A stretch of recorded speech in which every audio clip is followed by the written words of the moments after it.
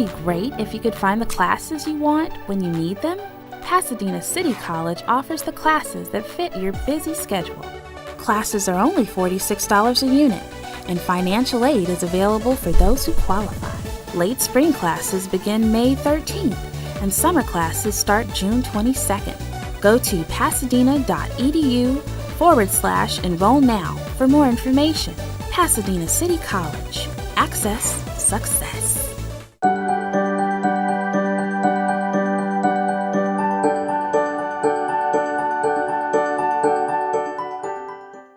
I'm very happy to introduce to you Dan Kwong.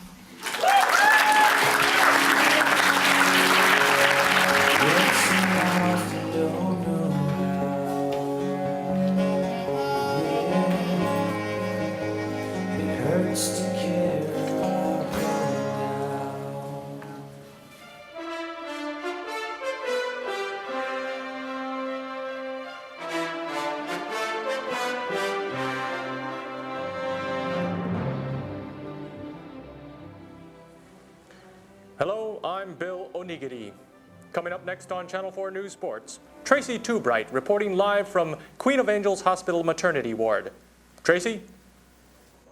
That's right, Bill. I'm here with newborn Asian American baby boy Daniel Kit Kwong, who's just been delivered at Queen of Angels Hospital in Los Angeles.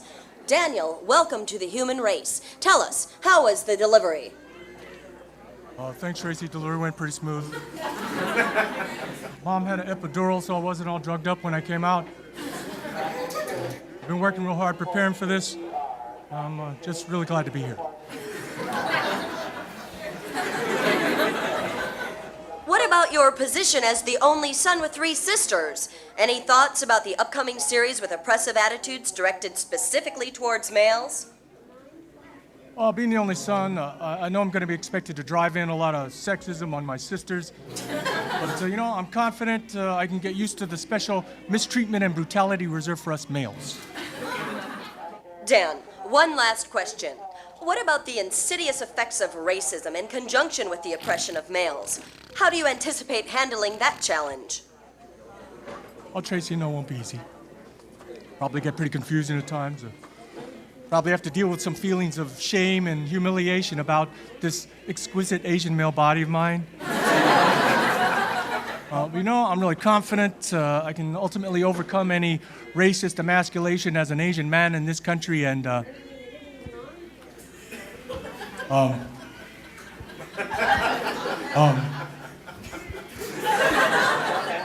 contribute.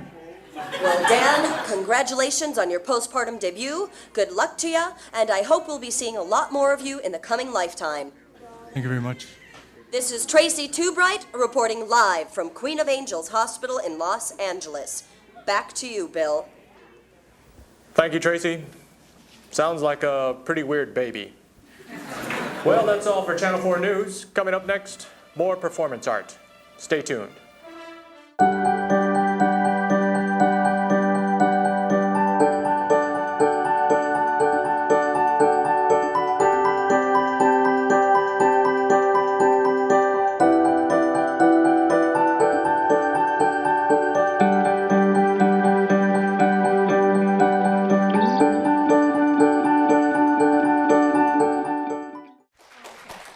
Thank you, everyone.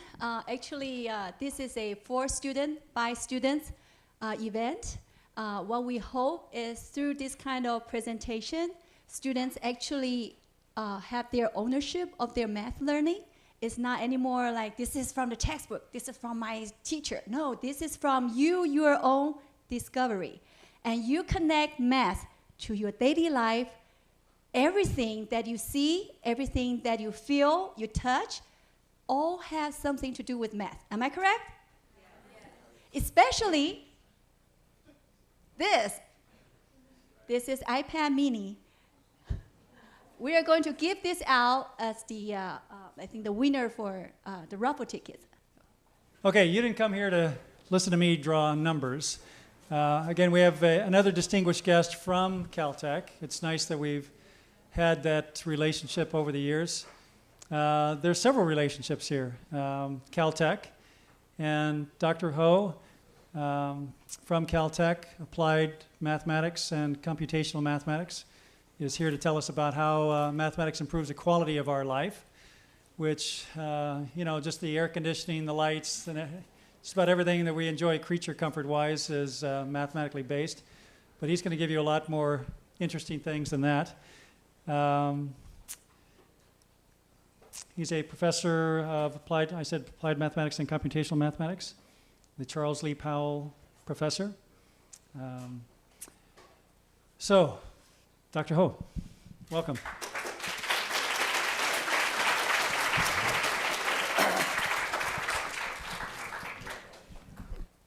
Good afternoon, everyone.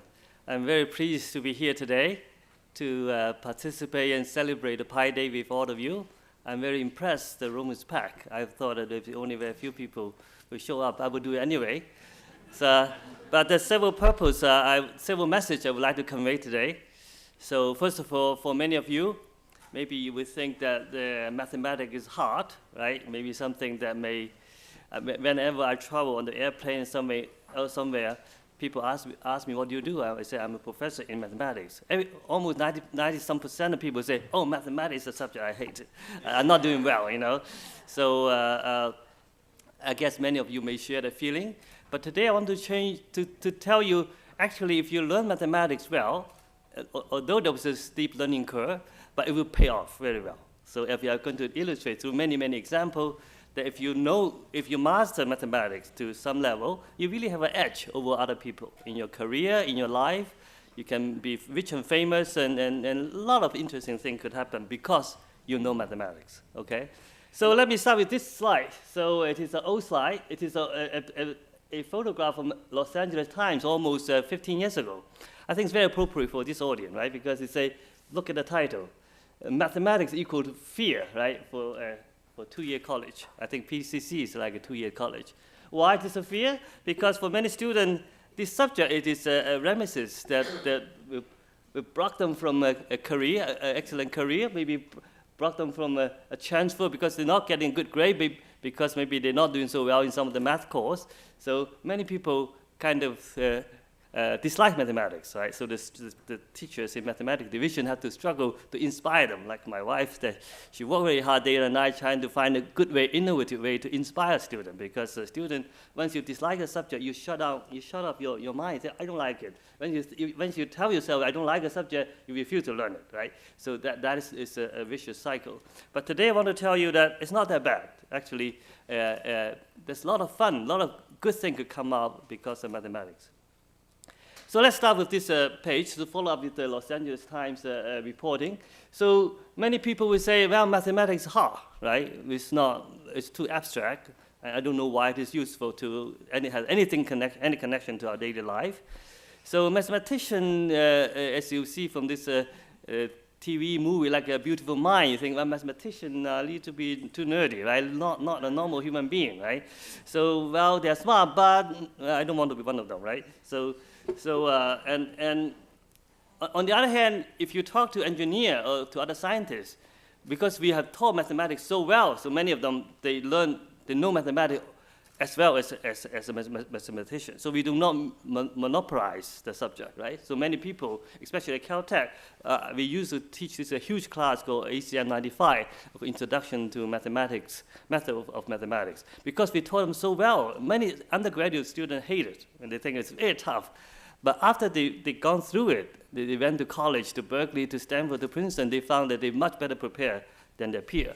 And also in Hollywood, there's a lot of special effect that actually the people from UCLA, Stanley Osher and some of his students, some of the special effect, I'm going to show you some of the example. Actually, behind it, there's a differential equation, numerical method. So very sophisticated mathematics, because some of this special effect, you cannot really do it by real tag, right? Because it is too expensive, very hard to manipulate. But you can do it by computer through numerical methods. And special effect in movie like a Titanic and Terminator 3, Cars, and medical image, MRI, right? So a CAT, right? Computer X-ray tomography, and many of these behind them is mathematics. Once again, ladies and gentlemen, welcome to Glasses Scholar. My name is Joseph Garcia. I am your host for today. And right now, we have two people that are ready and waiting to be taught. Mr. Professor Mandel is here and Miss Allison. So, who's interested in tying these lovely individuals right here, right now? All right. Oh, just cinched his shoulder. Whoever gets Allison Wang in the face first gets a Starbucks gift card. That's right, a Starbucks gift card worth $5. Yes, go ahead. That's love right there, guys. Wouldn't it be great if you could find the classes you want when you need them? Pasadena City College offers the classes that fit your busy schedule. Classes are only $46 a unit, and financial aid is available for those who qualify. Late spring classes begin May 13th, and summer classes start June 22nd. Go to pasadena.edu/enroll now for more information. Pasadena City College. Access success.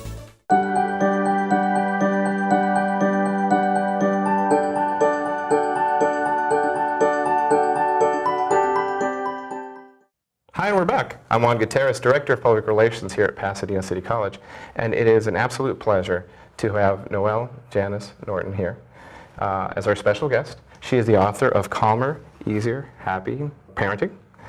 And she also came and visited our Community Education Center last week. Thank you so much for joining us again. I'm delighted to be here.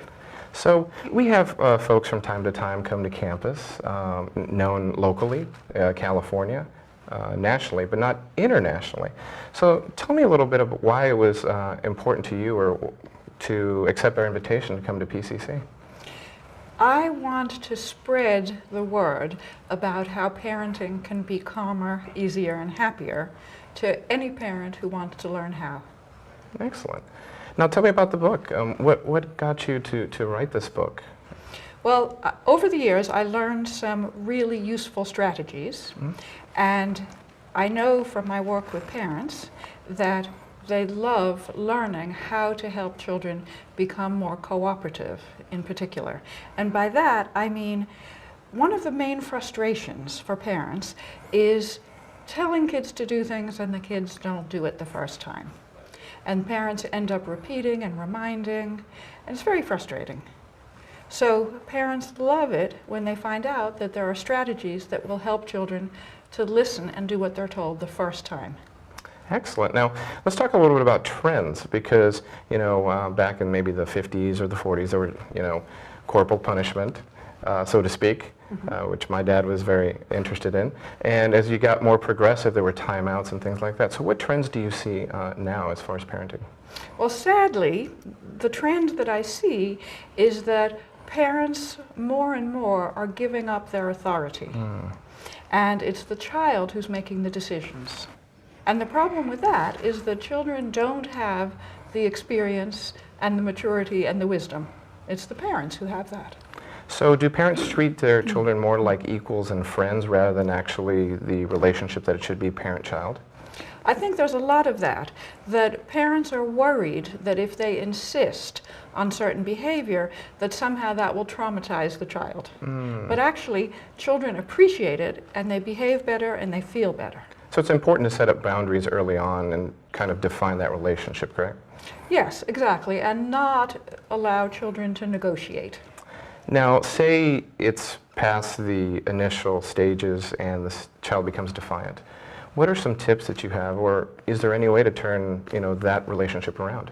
Well, luckily there is, and many parents want to know that, because parents say to me, is it too late? And they could be saying that of a 5-year-old or a 15-year-old or even a 25-year-old. And it's never too late. And one of the things for parents to remember is that in even the most loving household, children tend to get more attention when they misbehave than when they behave. And because children want our attention and need it and deserve it and thrive on it, they will tend to do more of whatever gets them that attention. But we can reverse this by making sure to pay attention to the okay behavior. And in my book, I talk about a particular strategy that's called descriptive praise for parents to learn. Because the usual kind of praise is, wow, terrific, good job, awesome. And that doesn't have much of a motivating effect. But descriptive praise is about noticing and mentioning exactly what the child's doing that's okay. And the more children hear that, the more they want to do that, because they want the attention, they want to please their parents. So it can transform even a defiant child into a cooperative, confident child. That's encouraging to hear. Does that particular tip work for all types of kids? And what I'm saying is there's obviously different backgrounds, ethnicities, and then there's always special needs. So is this a one-size-fits-all or different techniques for different children? It is a one-size-fits-all because all children are humans, and these are basic human communication skills.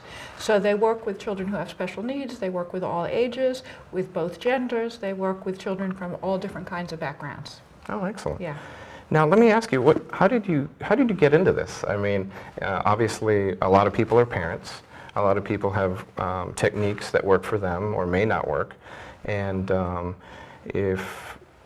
what got you motivated enough to write the book, to go out and spread these techniques? Well, I've seen that they work, so I want to share that. If you're asking how did I get into this field in the first place, I started out as a classroom teacher, and I soon discovered that what worked in the classroom also worked when the parents put it into practice at home. Parents would ask me, how do I get my kid to do his homework, or how do I get him to go to bed? And when I suggested to them that they put into practice the same things I was doing in the classroom, they would come back in a few days and say, yes, it works. So that's when I realized that a huge component of parenting is actually teaching. Now, you said a few days, and I just caught on to that. So how, and I know every case is different, but how quickly can someone see results? Is it immediate? Do you see the reaction in the child's face? Or is it a longer-term process depending, is it like a case-by-case type thing? Well, it's both. That generally parents will start to see improvements within a few days, sometimes even within a few hours. But of course, the more they practice these strategies, the more improvements they'll see. The child will become more cooperative, more confident, more motivated, more self-reliant, more considerate, more of all the qualities that that parent wants to transmit to the child. Now, it's consistency, it's establishing boundaries. Now, in certain scenarios, there's unfortunately a lot of divorce in the country, and there are kids that go spend weekends and weeks with different parents. So is there a strategy for, say, one parent trying to try this and then the child goes away for the weekend and it's not being administered there? So how would you approach that, or is there something that a single parent can do in that situation? Well, of course, it would be ideal if both parents signed up to the same strategies, but that's unlikely because they're divorcing because they have differences. So often parents want to know, if one parent does it, is that enough? And the answer is yes and no. That the child will improve with that parent, but may or may not improve with the parent who's being more lax or more angry. Yeah, because that type of situation is prevalent here in the United States, and I think it's prevalent around the world as well. You came to our Community Education Center, and we have parenting classes. Gia Blount, who's one of the instructors there, who's wonderful, brought you in, sold out the house, so to speak, filled the room. It was a great group of parents. Yes, we had about 120 yes, at the talk.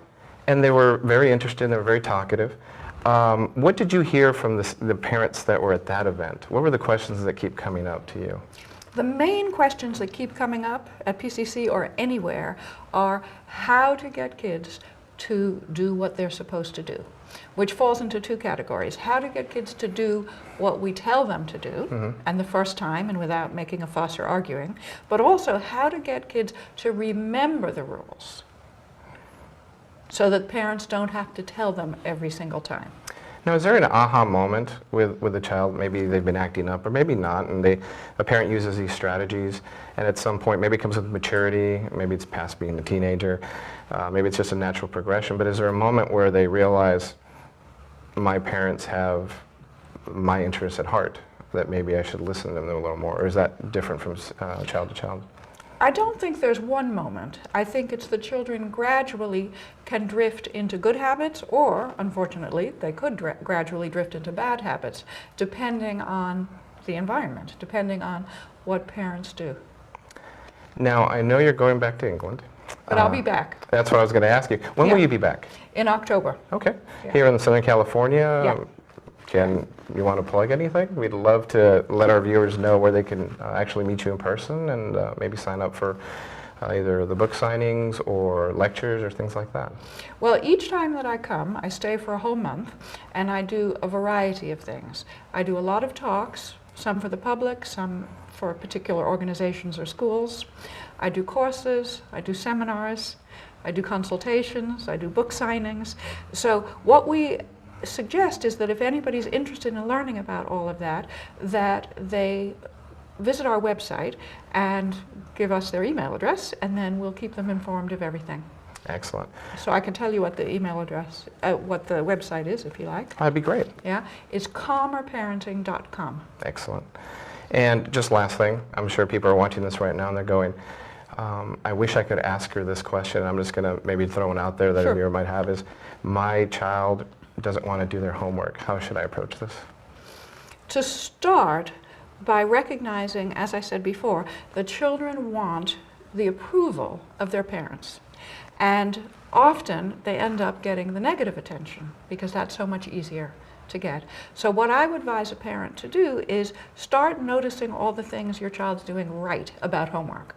So let's say he's not doing his homework yet, but at least he's come to the table. So then you could say, you're sitting in the right place, you're ready to do your homework. Let's say they've opened their book, but there's no pen or pencil in sight.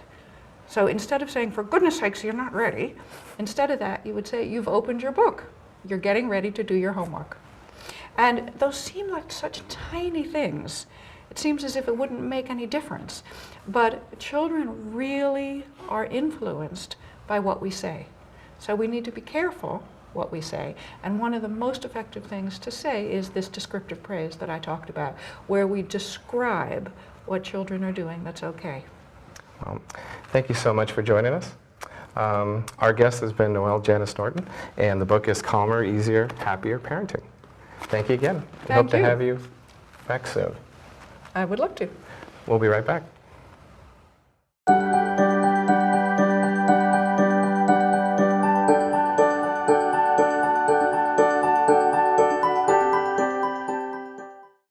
Hey, it's Charla. We're back again with PCC Today show. We're out here in front of the L building to show you this. And here we are at the new Associated Students Bike Pump. They will be building another one by the way. And I used to have a bike, got stolen from my mom. But if I had a bike, I'd totally use this bad boy. Check this out. Pumpy, pumpy.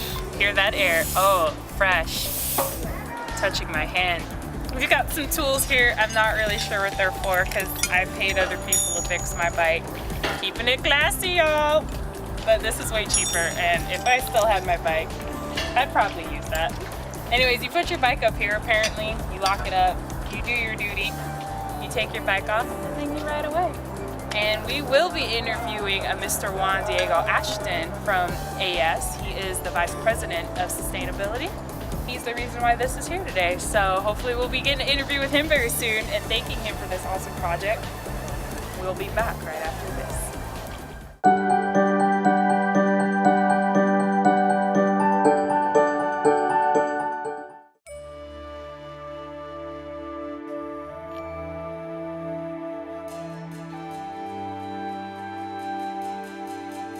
On behalf of all the faculty, staff, and students of Pasadena City College, we welcome you for this very special day. Our past has been proud, and our future is global. My name is Hubert, and I'm a sophomore at the Developing Virtues Secondary School. I'm 15 years old, and today we're going to talk about how the 24 seasons drumming relates to the 24 seasons.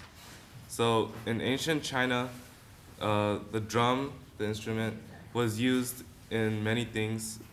So in wars, they used the drum to tell the soldiers whether to advance or retreat, and they use drums in celebrations and parties. So drum was a really important instrument in Chinese culture, and So Weston will talk about how it relates in agriculture. Okay, so in ancient times, the Chinese used the constant change in weather throughout the year to determine at what time of the year to do what. So however, as Chinese civilization advanced, they found that there's not a clear system for them to follow. Some people might be farming here, and some other guy might be harvesting already.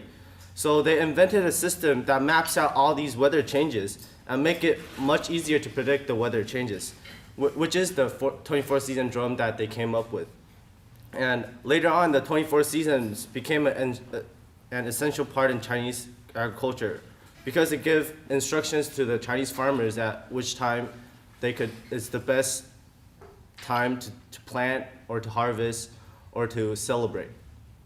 Okay, so now Benjamin is going to tell us the characteristics of 24-season drumming.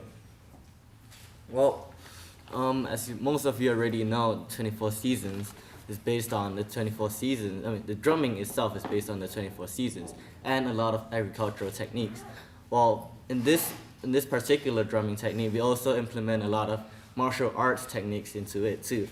So as an audience, you would see a lot of body movements, you would see a lot of jumping, you would hear a lot of shouting, and occasionally you might even see people moving the drums around. So a lot of times, drumming is like a sport, like basketball or like soccer. You would see individual skills, and you would also see team skills. While individually, sometimes you would see drummers just hitting the drums by themselves. And on other times, the whole team has to synchronize. So when the synchronization is done really well, you can step back and you can close your eyes, and you'll hear as if only one person is actually hitting the drum. So that's how powerful it is. So we're gonna end it with one last beat, and it's called Joe Beat because a guy named Joe invented it. Oh, so.